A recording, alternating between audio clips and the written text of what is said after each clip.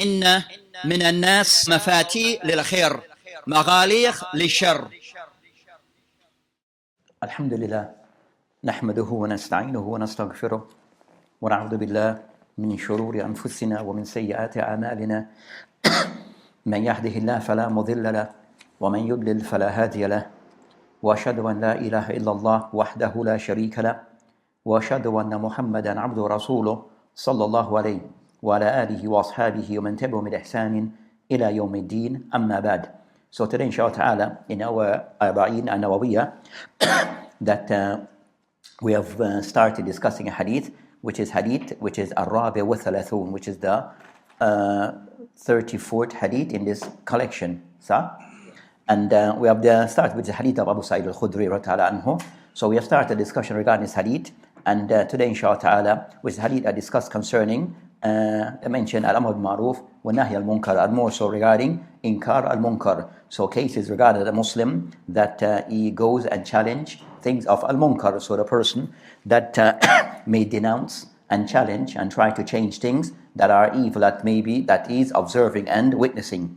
So we had discussed certain things regarding that hadith in previous lessons, and as we had mentioned in the last lesson that we'll try to discuss a thesis, a small paper that have been written on this topic that is named as Qawaa'id muhimma fil amr bil ma'ruf wa nahy anil munkar ala daw al kitab wa sunnah. So this paper been put forth or written by one of the mashaykh, that one of the professors in Medina, that have written this particular paper. The paper is titled regarding Qawaa'id muhimma, important principles in the encouraging of good and forbidding of evil according to Quran wa Sunnah.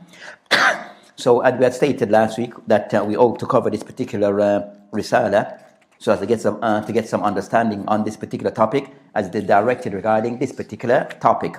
So as we have said that this may take maybe about 2 sessions to cover this particular Risalah. So we're not trying to rush through it, right? Trying to digest it and to understand it regarding matters regarding al-amr bil-ma'ruf and more so nahi anil munkar.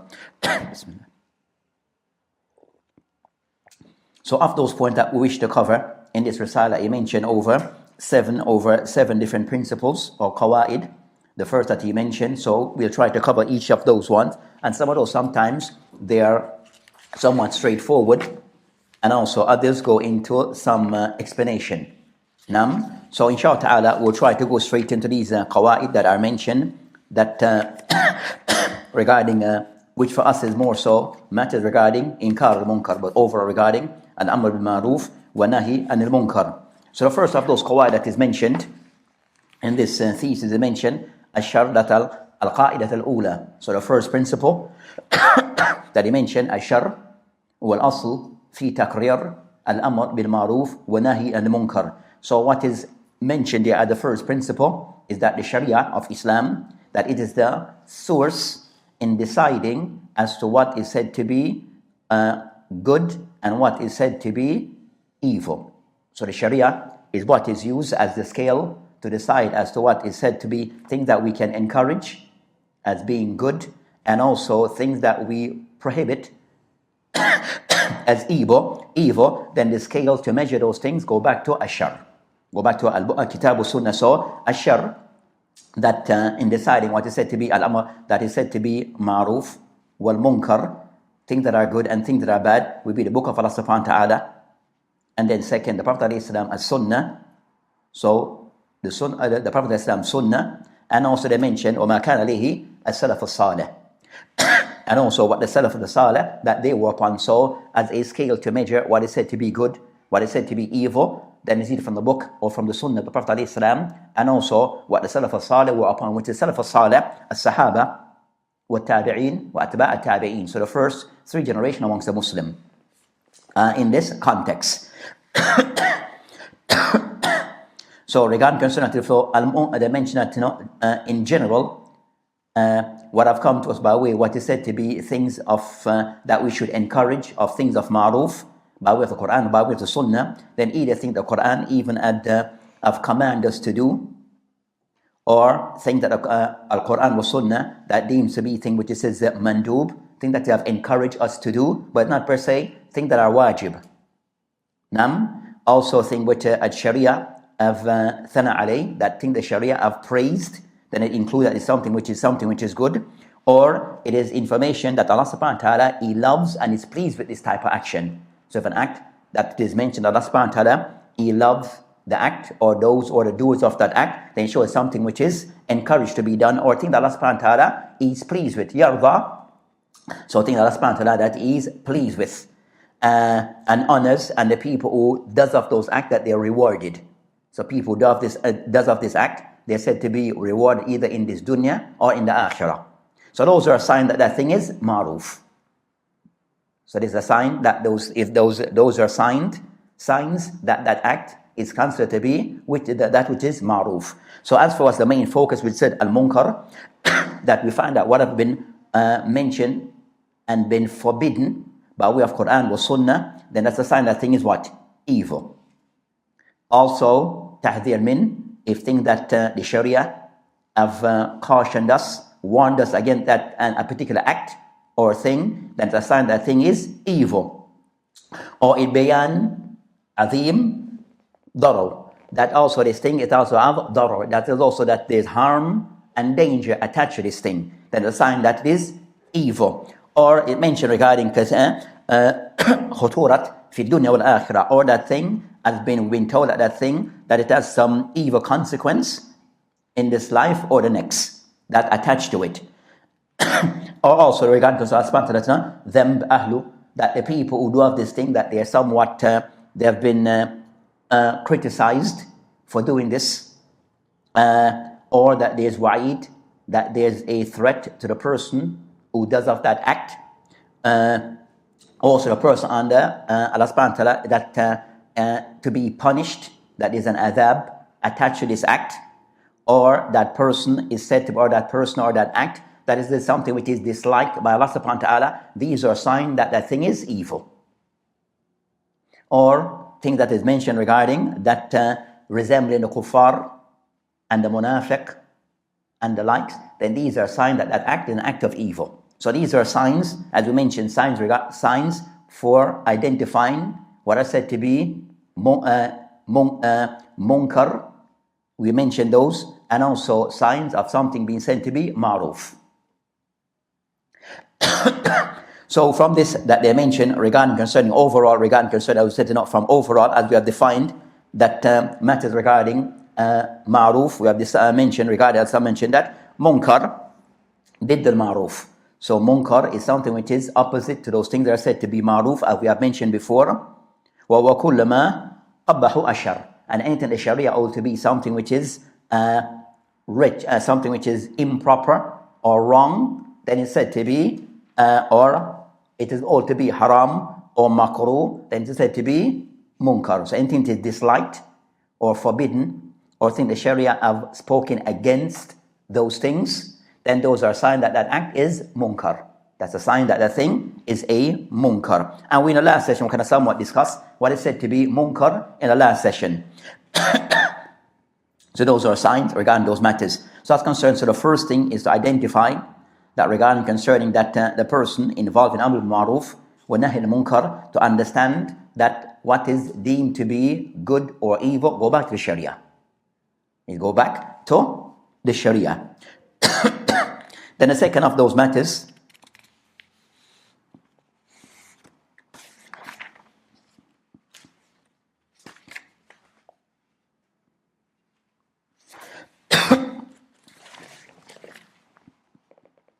and if the person that feel also ashamed in doing of those things, then those are also signs of that thing being munkar. The second qa'idah, so the first, we have covered the first, which is that the person as to the source to decide what is said to be ma'ruf or munkar, go back to the Sharia. That's the source to decide these matters. The second of those matters, so as we mentioned that also based upon definition that munkar could be matters relating to, in other words, a diniya matter, regarding that munkar are things of shirk, and also things of khurafat, things of bid'ah, those are things of munkar. So shirk, wal kufr, wal nifaq, things regarding al-bid'ah, all of these are said to be munkarat, diniya. And also regarding mu'amalat, and we mentioned regarding mu'amalat, regarding that people doing thing which is haram, or thing which is shameful. So doing thing which is shameful, or thing which is clearly haram, then those are things regarding how we may deal with each other that is said to be of munkar. So the next thing that they mentioned here, القاعدة الثانية العلم والبصيرة بتحقيق الأمر بالمعروف والنهي عن المنكر. So the second principle that is mentioned here, that is al-ilm, that regarding concerning matters relating to encouraging good and forbidding evil, that it must be based upon ilm, wal-basira, in tahqiq, that a person even can prove that this thing is something to be encouraged, and to affirm that that thing is to be encouraged as being something which is good, or it is something to be forbidden as it is an evil. So it requires ilm wal basira. So of those things, the person should have knowledge and insight as to what is said to be munkar, and also what is said to be ma'ruf. So as I mentioned regarding, so that more so involves the person who is carrying out the act. So that more so relates to the person carrying out that, regarding the person who wants to encourage good or forbid of evil, that he himself can make that distinction clearly. So, and also that is based upon ilm. It is based upon ilm regarding what is being encouraged and also what is being forbidden. And also they mentioned that with this, that this ilm, that so the person not trying to encourage something that he's unclear about, or forbid something he doesn't know about. He doesn't have that insight or that knowledge on this matter. So that's the thing that the person has to be mindful of. As a person at times might try to encourage something, but that matter is maybe opposite what he thinks. The reality is opposite, and it may create more for confusion.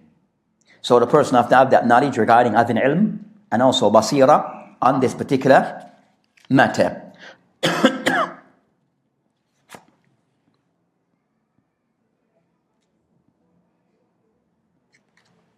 So of this, so ilm, that al-basira, so ilm, ilm regarding concerning the person having dalil, evidence. So the person in that thing that he wants to encourage or forbid, then it is based upon dalil, either by way of Quran or Sunnah or ijma. So al-ilm, that person, he has the knowledge of that matter, where it goes back to the sources, as the sources of Islam, goes back to the correct sources of Islam. Then it mentions that concerning having ilm regarding this matter. And the Prophet ﷺ, Allah subhanahu wa ta'ala mentioned, فَعَلَمْ أَنَّهُ لَا إِلَهَ إِلَّا اللَّهُ وَاسْتَغْفِرْ لِذَنْبِكَ. So they mentioned that as those evidence to show regarding that ilm is a criteria on certain matters. So ilm becomes a criterion of those matters regarding mentioned فَعَلَمْ, that to know regarding matters regarding Allah subhanahu wa ta'ala, that Allah subhanahu wa ta'ala is the one to be worshipped, and also to seek or forgive. So they mentioned that as a criteria is that the person having knowledge and correct understanding regarding who the one that he should worship. So, and then they mentioned وَاسْتَغْفِرْ لِذَنْبِكَ, then also can prove that knowledge precede ilm. Knowledge precede action. So they mentioned know regarding Allah subhanahu wa ta'ala's, then they mentioned carrying out action comes after. So that's a person, and they mentioned Imam Bukhari rahimahullah ta'ala, that I mentioned is Sahih, Bab al-ilmu qabla al-qawl wal-amal, that knowledge precedes qawl wa amal, and that encourage concerning that qawl wal-amal include forbidding of evil or encouraging of good. So those things, the person must have ilm, the person know themselves. Knowing, understand, thinking you know something, because maybe you know something, but you don't know per se the evidence for this matter, then that's become the person not doing things out upon ilm, not having knowledge himself of that matter. So the person having ilm of this matter, that coming from that knowledge, that ilm from the Quran or from the Sunnah or ijma. At that time you might find that a person in the encouragement of good or speaking concerning things, but the person, he has some knowledge but not full knowledge or in depth enough Now, so you might find certain cases where you find a person that they're forbidding something, discussing a topic, and the hadith that they're using, that may be weak, but they're not aware of it. So they're trying to discuss a particular matter, but the hadith that they're using to discuss, they said the more explicit of the hadith that they're using, it is weak. Or there's some discussion, but the person who's discussing the matter is unaware that regarding this hadith, there's a discussion. Those who may authenticate the hadith, and those that all that said the hadith may be, for example, Hasan or Sahih, but there's others who say opposite. But the person is unaware that there's even that discussion around that hadith. So yes, so when a person was that hadith that you're using, there's some kalam, he become surprised. He's unaware, and that become a problem. And so you find the person in those cases, the person at times you might find that the person might come, you might see arrogance might now take hold of things and start to direct the discussion, where a person can somewhat surround the person you mentioned, rather the person acknowledge, okay, I wasn't aware of this. So it means that you need to go back to the drawing board and to verify the matter. So they tried somewhat to alter their view, said, but Sheikh Fulan, for example, Sheikh Fulan said the hadith is authentic. But it's not about Sheikh Fulan, but the person said, okay, but there's another Sheikh Fulan who said opposite that. So it's not about him, you understand, you're trying to prove your point. That's such mention of names of people who are credible. You're using the name of ulama, somewhat to justify your position, but that's not the dalil itself. That's not a dalil itself. Now, when so the discussion goes, so is the hadith authentic or not? That's the discussion. It's not about, you understand, so it's going back to the principles of ilm al-hadith to decide as to whether the hadith is authentic or not. So every name that you can call to say this person hadith is authentic, the person on the other side can say, I can mention a name that says the opposite. Now we're just calling names back and forth, going at each other. That's not the solution. The solution, okay, is the hadith authentic or not? And you might find either person will say, no, can you explain why the hadith is authentic? Can you explain why the hadith is daif? So that becomes now the discussion. Can we verify that this hadith is authentic or not? What's it? Something you find those times or those cases where, and sometimes you find that people may have a particular view and they rely upon fulan authenticate hadith. And they themselves doesn't understand that may not even understand the full discussion of how fulan came to that conclusion. They fully don't understand. And sometimes they don't even care. The fact that they have a name to support that view, that's it. And that becomes, then that becomes a different discussion. So overall, that we're mentioning on al-ilm. The person has not that research on the matter well and thoroughly, especially those matters that require that level of that level of the person that have read into the topic, then you might need that. So every hadith, ayah, what have been said by the ulama of tafsir, also through different years, also regarding the hadith, what the ulama have said about the hadith. So even being aware of those who may authenticate and those who may say otherwise, that's having that knowledge, that awareness. So a person might come and say, but fulan said the hadith is daif, then you can respond back in an academic way, in a proper way. So the person in certain matters need to study the matter thoroughly and know the different sides and the different opinion on the matters, just to be on the. So they mentioned regarding concerning the matter that they mentioned regarding al-basira, that on this point you have the ulama mentioned regarding concerning that al-basira, and of them concerning that relates to dawah, also inkar al-munkar amr al-ma'ruf, that Allah subhanahu wa ta'ala mentioned قُلْ هَذِهِ سَبِيلِي أَدْعُو إِلَى اللَّهِ عَلَى بَصِيرَةٍ. So Allah mentioned قُلْ هَذِهِ سَبِيلِي, that say this is my way, the way of Allah subhanahu wa ta'ala, أَدْعُو إِلَى اللَّهِ عَلى بَصِيرَةٍ, that to invite to Allah subhanahu wa ta'ala al-basira. So if inviting, and this invitation at times will be encouraging of good and forbidding of evil. So it's invitation at times may include clarifying those things which is evil and clarifying those things which is good. So it should be mentioned ala basira. Now, it must be done with basira, and they mention regarding concerning this al basira, that of the ulama, Ibn Uthaymeen and others, but general concern of the ulama mentioned regarding concerning that the person regarding this al basira, that it goes into three things, three areas. Al basira, invitation, encouraging of good, forbidding of evil. By way of basira, it goes into three things the person have to be aware of. One, al basira, fima yad'u ilay. So regarding concerning that the person upon basira, regarding what is inviting to. So the call is to Allah subhanahu wa ta'ala and to deen of Allah subhanahu wa ta'ala. So the person in basira, regarding what you're calling to, that the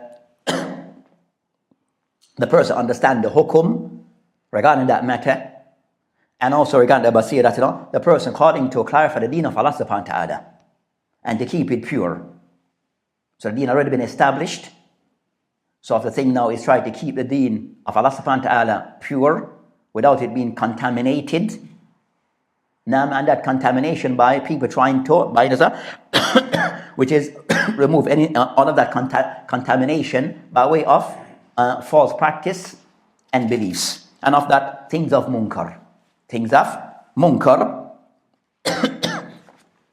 Then the second of those area, al-basira, min hal al-mad'u, also regarding concerning that al-basira, regarding that having insight regarding the people that you're inviting. So know the state and the affairs of the people that you're trying to bring this information to. Whether you're trying to invite them to something, encourage good or forbid evil, be mindful of the people, the state of affairs of the people that you're addressing or trying to deal with or work with. So the Prophet ﷺ, when he mentioned that, he sent Al-Mu'adh ibn Jabal to Yemen, he mentioned, إِنَّكَ سَتَأْتِي قَوْمًا مِنْ آلِ كِتَابٍ, that you are going to a people of Al Kitab. So kind of somewhat letting them be aware of the people that you'll be addressing and have to deal with. So now have an idea who you're dealing with, how to approach them.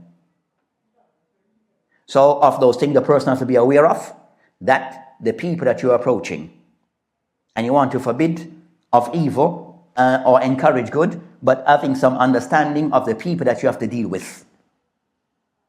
Then the third of the thing they mentioned, al-basira, this ayah, al-basira, regarding the person, the da'i, regarding encouraging of good and forbidding of evil, al-basira fi kayfiyati da'wah. So of those things is that kayfiyati da'wah, how I'm going to present this to these people. So is that how to present this to those people. Nam.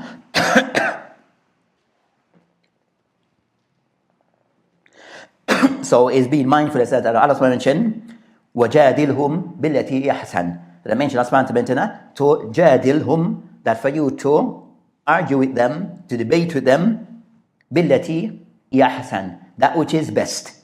So the person can somewhat in how you now package this to others, how you bring this to others, the person has to bear certain things in mind, bear things as to how I bring this message to others.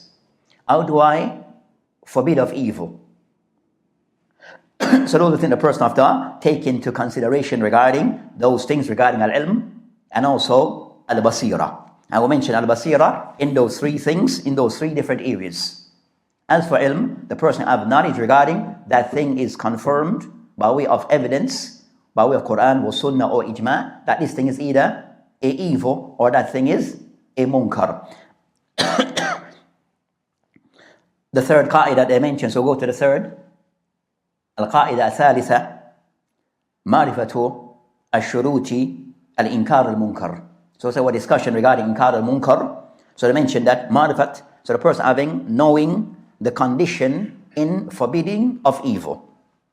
So what are the conditions that should be in place in forbidding and denouncing of evil or trying to remove of evil? So there's principles that are in place. So the ulama mentioned in al-inkar al-munkar shurut. يجب على آمر بالمعروف وناهي عن المنكر أن يتعرف.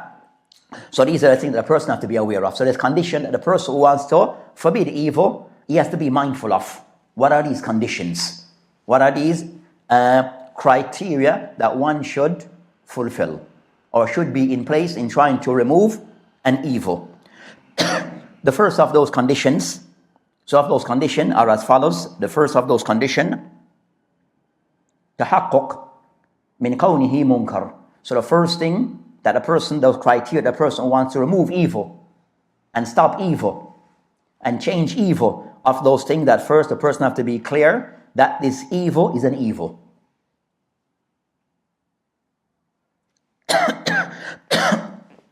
So the first thing, the person being able can identify that this thing is actually an evil.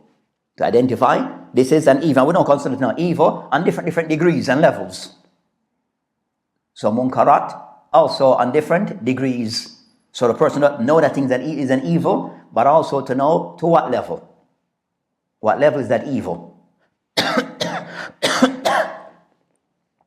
So it says now first identifying what is said to be this evil, and even mention al-hisbah, those people are directly involved in encouraging of good and forbidding of evil. They tutlaq ala kulli fi'l fihi mafsada aw nahad anhu ash-sharia, that they consider that everything that the sharia holds to be mufsada is a mafsada, is an evil attached to it, or something forbidden, it's a munkar. It's considered to be a munkar.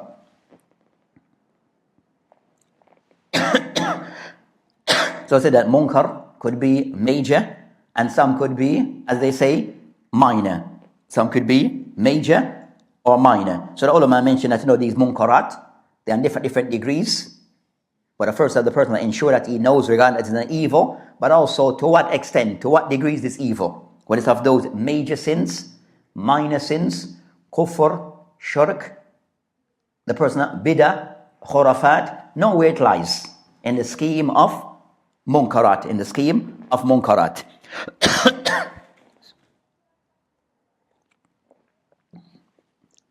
So the first thing is to identify that that thing is a munkar, and also to what degree, to what category it falls into, whether major, minor, and the likes.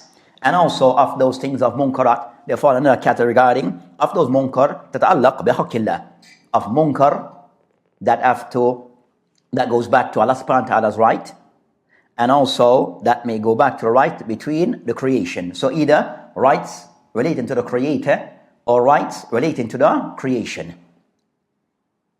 So it's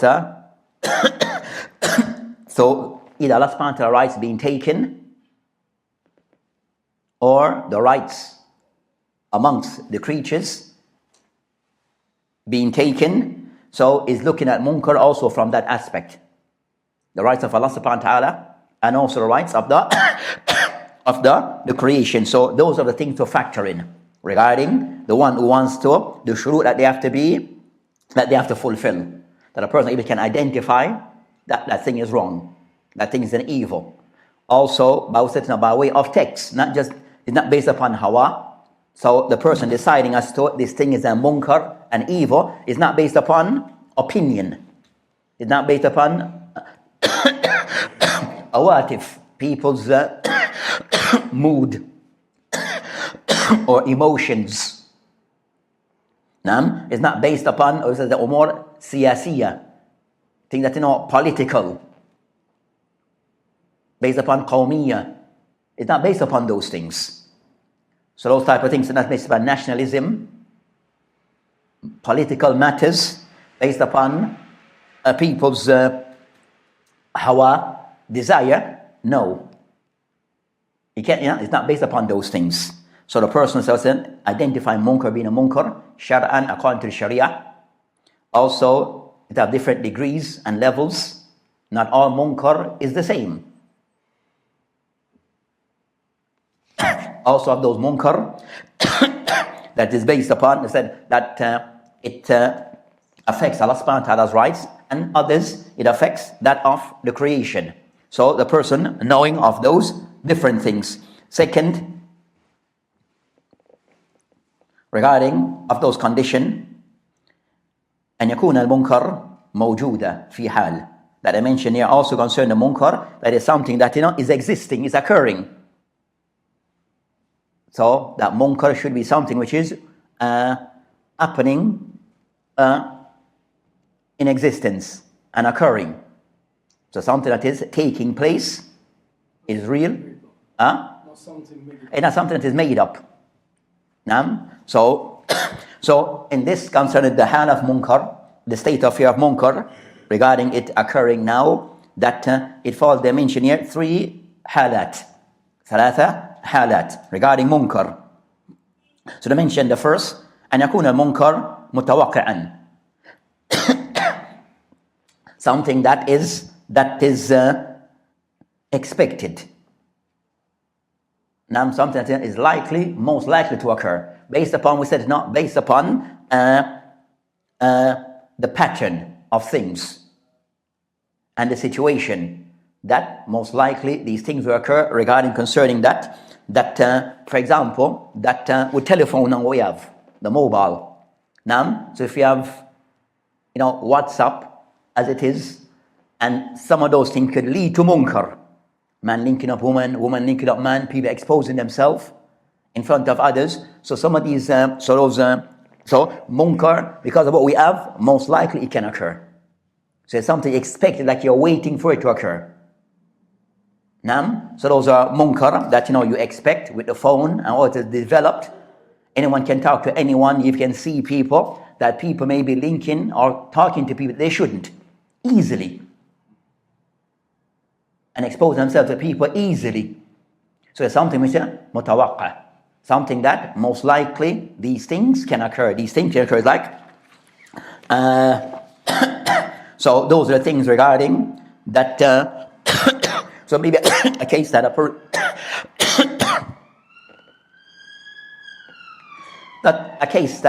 shab, young boy,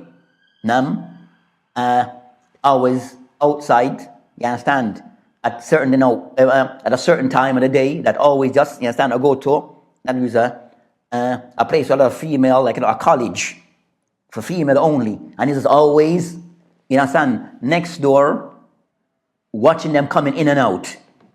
Why is he there? You know what I'm saying? So it means that something is out of place.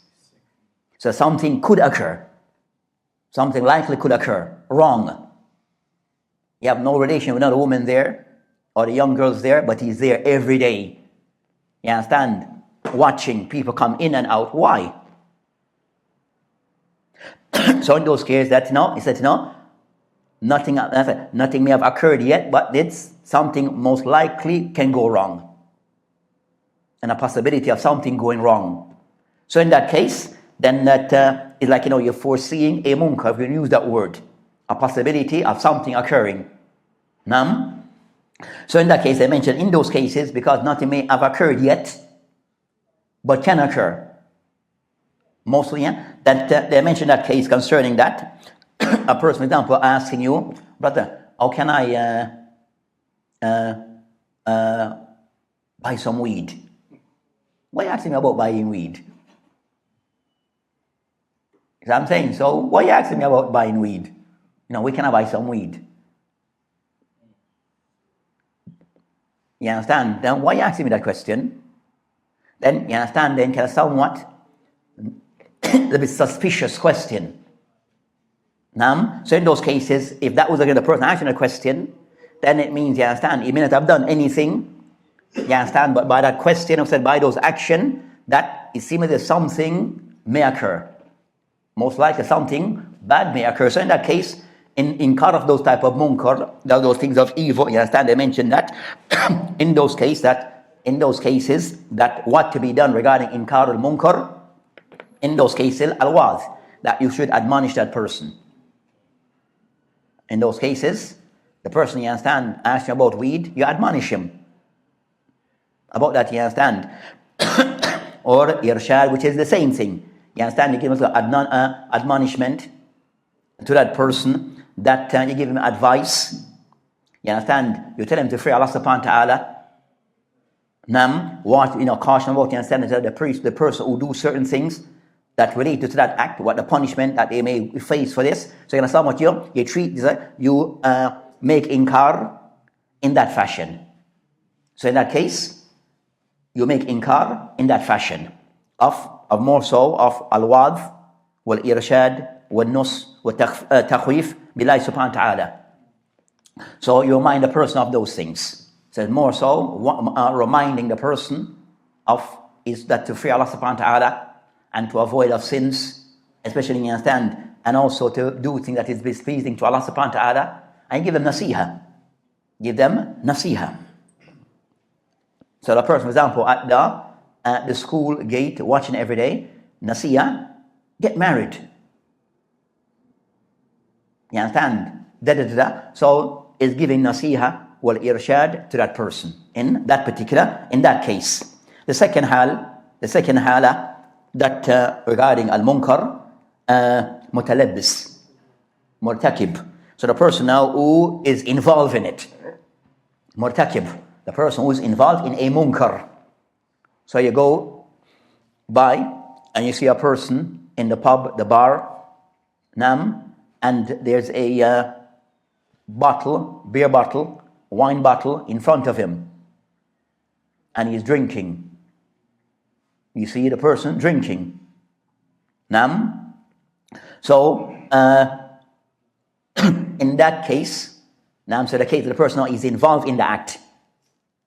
Or I mentioned a case regarding concerns, they see a person who's a stranger man going to a person going to a house that they shouldn't, from a person of the opposite gender.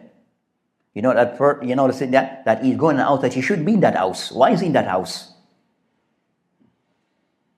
You understand? And you notice that something wrong. And door clean, you understand? Woman come out and she bring him in and she's not dressed properly, and he goes inside.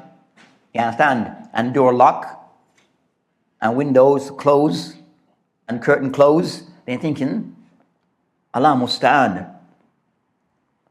So you have those cases. So it said the person is not involved in the act. You see that, most likely they're involved in something. So in the case where it said the person is actually mutalabbis or murtakib, that they're involved in the act. They're involved in the act, that in those particular cases concerned that the person in those cases, yajib. Inkar al-munkar. In those cases now, action needs to be taken. So for the person now, so in that cases, yajib, inkar al-munkar, that a person now needs to take action. Something needs to be done. So that action to be taken. So the person, in those cases, that the person inkar al-munkar wajib, upon the person to take action regarding inkar al-munkar, to denounce that evil, according to, you understand, according to what is required in changing that munkar, according to the person's ability. So the person, according to one's ability, then that to be put in use. So at times his ability is just speaking. At time where we discuss that a person, he has the authority, he has the ability to do something with his hand. He can stop it with his hand. Then that may be wajib upon him. What if someone's doing something wrong, but they're more eloquent or more knowledgeable than you can't explain? Even if the person more eloquent, you still explain to the best of your ability. So at least that they are aware. They may be more eloquent, they're more knowledgeable, but still, if they're a particular act that they're involved in which is haram, then still you should bring that to their attention. Even though they may be more knowledgeable, more eloquent, but on this matter, so your discussion about this matter, not about your knowledge in general, is about, in this particular matter, you have erred. You have made an error. You're involved in a munkar. So you bring this matter to his attention. That becomes the discussion, nothing else. I'm saying if the person, if the matter where there's evidence, then you wait and say, no, that if there's no evidence as a proof that they're doing things. You don't have evidence to give to that person to say to them you shouldn't be doing this because these reasons. If the Kim said, as we'll discuss concerning if those matters said that the person that the munkar that you should, you understand, Islamically know in general that thing is haram. That you might find, I would say, you might find certain thing which is that the evidence is there that we know, but not everyone might have it on the tip of their tongue. But you know, for example, that, for example, drinking khamr. We all know. But a person talking the evidence, you might can recall the hadith itself or the ayah. But you know, everybody know. Then, you understand, you still should bring it to their attention. Because that matter is something that is said, is known by all. Something which is known by all. But you may not know the specific dalil, you understand? But you can still discuss by something which is well known and established.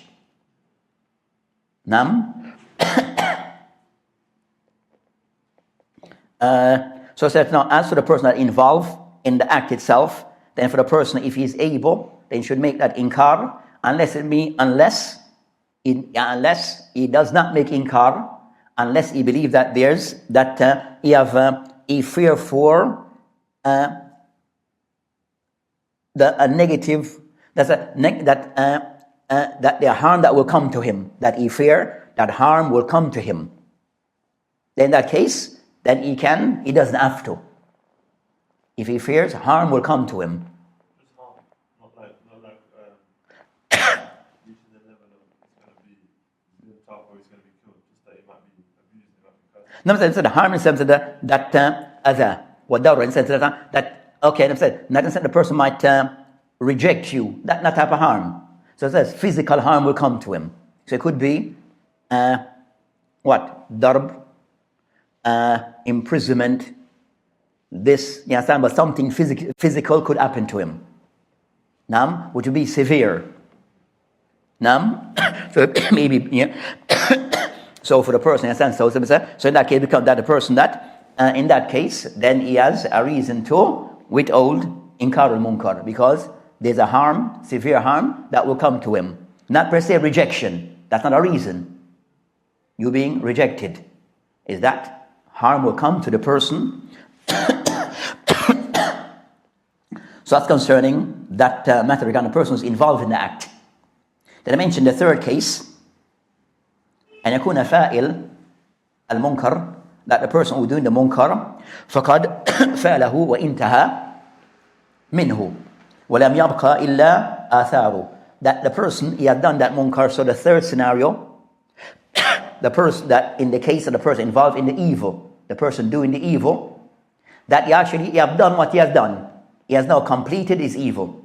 So the person, but you still see sign remain upon him. So example, that a person, you see a person coming out of the bar, and he's on his breath, you can smell the alcohol, the drinking, and also he's wobbling all over the place. You understand? Falling all over the place. They know that person is, you understand? But now said, he has done the act, and he's now leaving. He's on his way home. But he smell of alcohol, as they say, he stink of alcohol, as they say. And also he's, you understand, falling over the place. I know their function, you know their look. I know their function. So in that case, the act is now finished. But the athar, what remain, what you see now, the signs that comes with it, that indicate the person was doing this. So in that case, becomes that the act is now completed. The haram has been done. Now in that case, that for the person, that because the time have passed, regarding the act being finished, in that be the case now, what remains is not per se encouraging good of evil, is more so uquba for that person, because they have done certain act, they have done the act. So that person is more so uquba that should be handed out on that person, depending on the sin. So either in that case, the uquba could be that, I think you could still admonish that person, because he might have been inside. So, or the uquba could be that the person, that the matter is brought to the attention of the hukuma, or by way of the court, because they require action now to be taken. So either the action to this, the person, either action, you can admonish that person for what they have done. If the person that is sober, hearing what you're saying, you can admonish the person. in a stern way, or the matter may require that, the matter be raised to the authorities.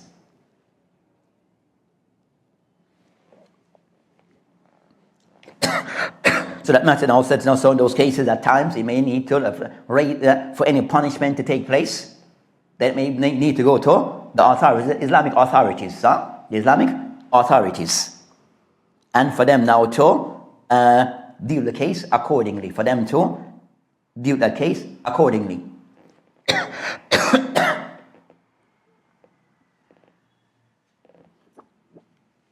Because there's nothing for you to change in this case. Yes, I said, but it's more so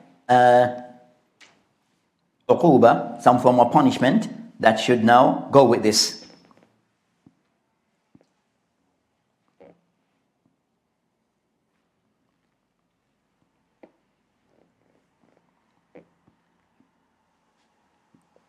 That the man, one of the ulama mentioned, Ibn Nujim, that he mentioned, as he said concerning that أما بعد الفراغ من يعني المعصية, that after a person have finished from al-ma'asiyah, they said, فَلَيْسَ ذَلِكَ لِغَيْرِ الْحَاكِمِ. They now is now the matter now go to the hakim. It goes now to the state, now for them to intervene. When the person have finished, then now with the state. I'm saying it's a matter that requires the state to intervene. If it requires the state to intervene. So that's concerning of those conditions. Then the third, so the person know in those of the condition, the person know what to be done and to at what point. So I think that the person regarding forbidding of evil, at what point, what are you allowed to do with that in those cases of evil, in those different scenarios. The next of those things that I mentioned, أن يكون ظاهرا من غير تجسس ما لم يكن مهاجرا. So of the next case, mujahiran, that the next of those cases, the sin being done, it should be done openly, not where you're spying on the person. So where the sin is being done open, we don't have to require to spy unless you're the authority. So unless you're the authorities, then that's a different case. But the general thing is that munkar, it is done where? In a publicly, not where the person doesn't need to spy into people's houses. So that's concerning of those things that inkar is when it is done openly. When it is done openly, without per se the person have to spy on the person unless you're the authorities. In that which is within which is what is also allowed for them. So I mentioned is concern that general concern tajassus, to spy on people, is not something which is allowed. It's not something which is allowed for a person, and to enter into people's house they need permission. So the state will have their system regarding to enter into people's house legally, but if a person can to spy into people's house, then not to be done. So an individual to be spying into people's house, then not to be done. As the Prophet mentioned in Hadith, that he stated in the Hadith in Bukhari, إياكم وظن فإن ظن أكذب الحديث ولا تجسسوا. So the Prophet mentioned, ولا تجسسوا, you should not spy on each other.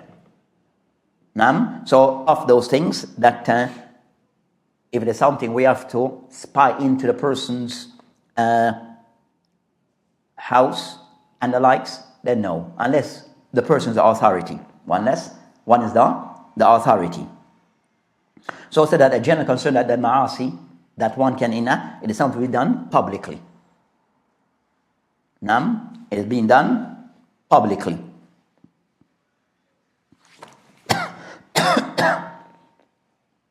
So something may be done publicly until that you can record it, you can be a witness of it, you can. So those things are still taken as if it's been done publicly.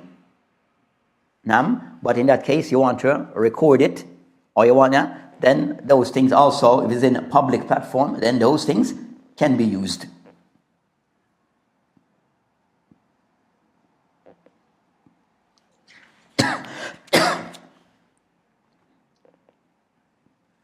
If something been done, said that so general of the rule that it should be munkar, which is being done openly, publicly. The next of those conditions that they mentioned regarding أن يكون إنكار في الأمور التي لا خلاف فيها. That also of those things that is mentioned, that regarding forbidding of evil and the person involved, that of those condition of the shurut regarding the person involved, that that munkar, that inkar the person wish to make upon those things, it should matter. We consider bear in mind that la khilaf fiha, that there's no difference amongst the ulama on that matter.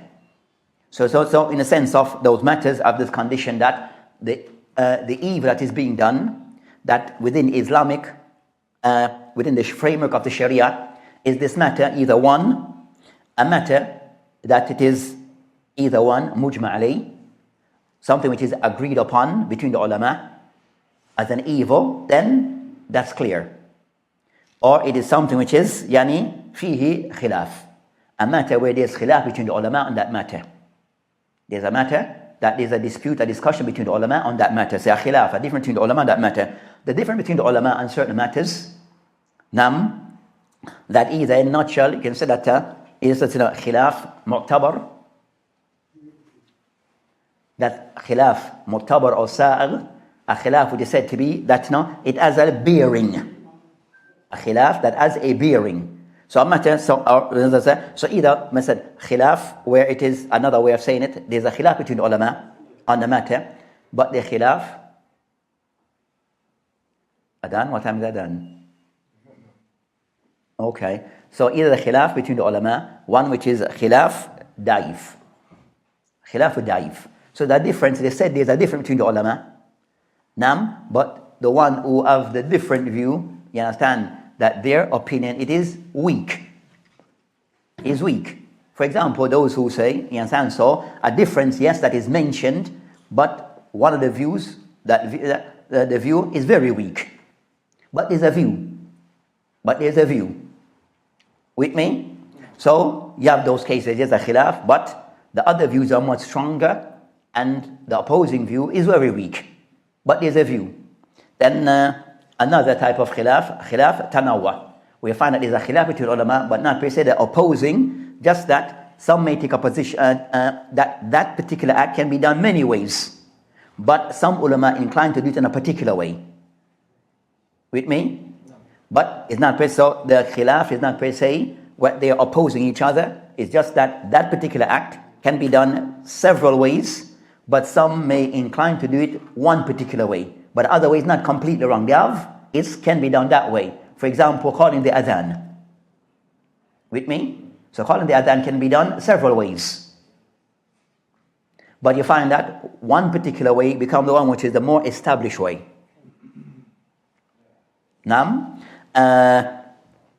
So you have those matters. Then the third type of khilaf that we said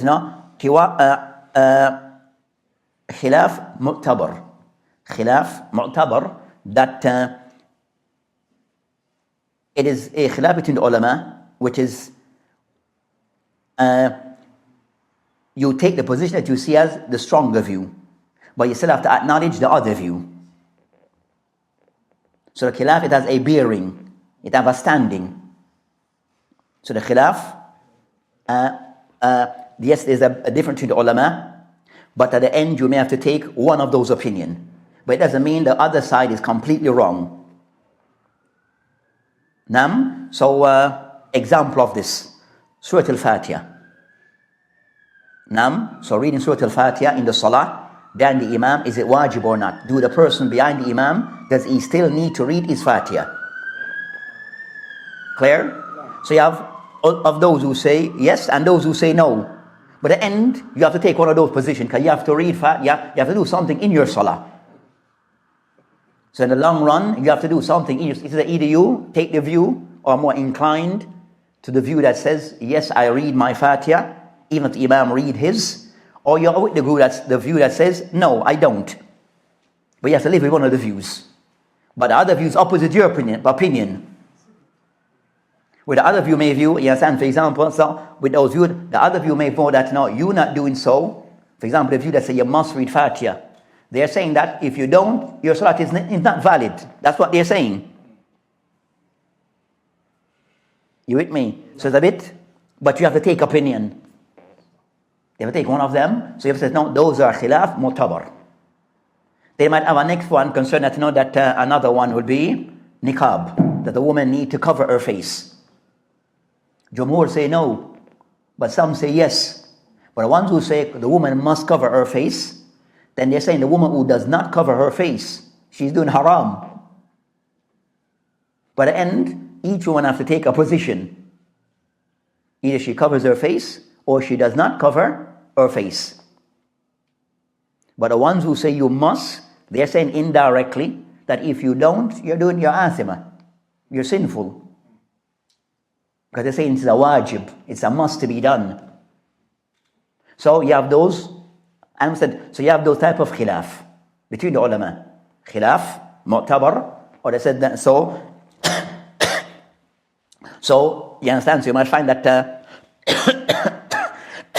that you may go to a place that so depending on which position you take, depending on where you stand in the situation and the opposite side. But now, how you deal with the opposite side? How you deal now with the opposite side? Aywa Sheikh. Couple of seconds.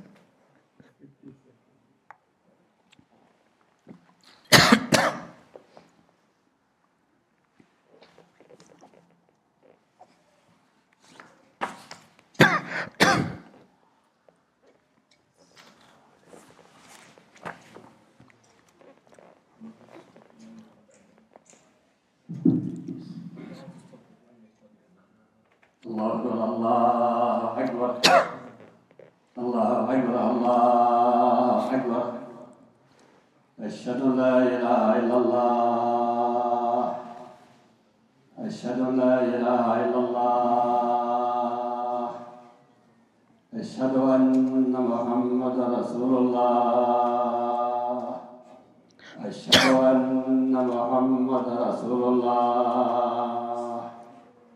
حي على الصلاة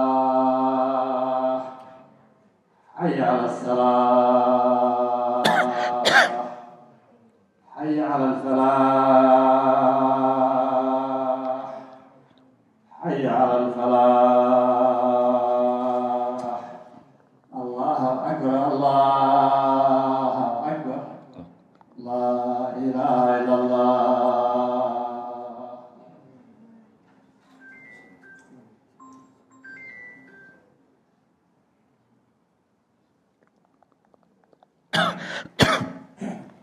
Alhamdulillah. So in kind of somewhat concluding on that matter, so they mentioned that now rahimahullah ta'ala, he mentioned ثم إن العلماء إنما ينكرون ما أجمع على إنكاره على إنكاري, that the ulama that they somewhat agree regarding you make inkar on those things which is that it is something which is they agree that the thing is an evil. Then they mentioned أما مختلف فيه, as for those things that are different between the ulama فلا إنكار فيه. As for those things the ulama they have a discussion, a disagreement on that matter, then there is no inkar on those matters. But I mentioned concerning that then they mentioned that as he said concerning إنما ينكرون ما خالف النص أو إجماع أو قياس جلي, that inkar is made upon thing which goes in opposition to the Quran, Nas, Quran wa Sunnah, or Ijma, or Qiyas Jaliyan, or Qiyas what is well established. Naam, a Khilaf, that is, or Qiyas. So that's concerning those matters that, and it's been said, those matters, you find that, as they mentioned that now you find that the ulama of old, of past and present, they're still having that discussion. Those matters between the ulama, they're having that discussion from the ulama of past up until today. That matter is still being discussed as a matter of khilaf. So, but over the person avoid regarding of those cases who said no, khilaf, they said no today, khilaf, that aqwal shadha. So aqwal that is said to be strange views, then just be cautious regarding those strange views. And strange views sometimes are taken by ulama that are mutabar. Sometimes a view may be taken by an alim, and he's considered a respected alim, but that view somewhat is far out. It's a bit strange. So that's concerning that matter that they mentioned as that of those conditions, which is the last of those conditions. The last of the condition regarding of those things, the person of those shurut regarding inkar al-munkar, that of those things that a person understand the difference regarding those things which is agreed upon and those things which is mukhtalifun fi. Those matters that are said to be that thing, the ulama, they are in dispute on that matter. They are in dispute on those matters. I mentioned that the dispute also goes into different levels, goes into different degrees. But I mentioned overall, as I mentioned that they mentioned amal wajib in the case of what knows upon the person regarding في الأمور اجتهادية. So matter regarding ijtihadiyya, where the ulama, they have ijtihad, a disagreement between those matters, luzum, al-bayan, or manasaha. Still, you can clarify, have a discussion with that person, the matter, and clarify your position and try to win him over. So you still have that. Said no, you still can have those discussions on those topics. Now, you still have a discussion regarding those topics. We still have to clarify to the person why you take your position. Now, so between people, they can still have al-munasaha, that, advise each other on that matter. Can still advise each other on the matter. So it doesn't mean because you don't make inkar, but you still can advise and try to still win the person over, to see it your way. That still is open. So that means we reach up to so we have the fourth one to follow. So inshallah next, so we stop here inshallah for today, and the next session that we'll try to complete the remaining qawaa'id that is mentioned in this Risalah. Wabillahi ta'ala tawfiq.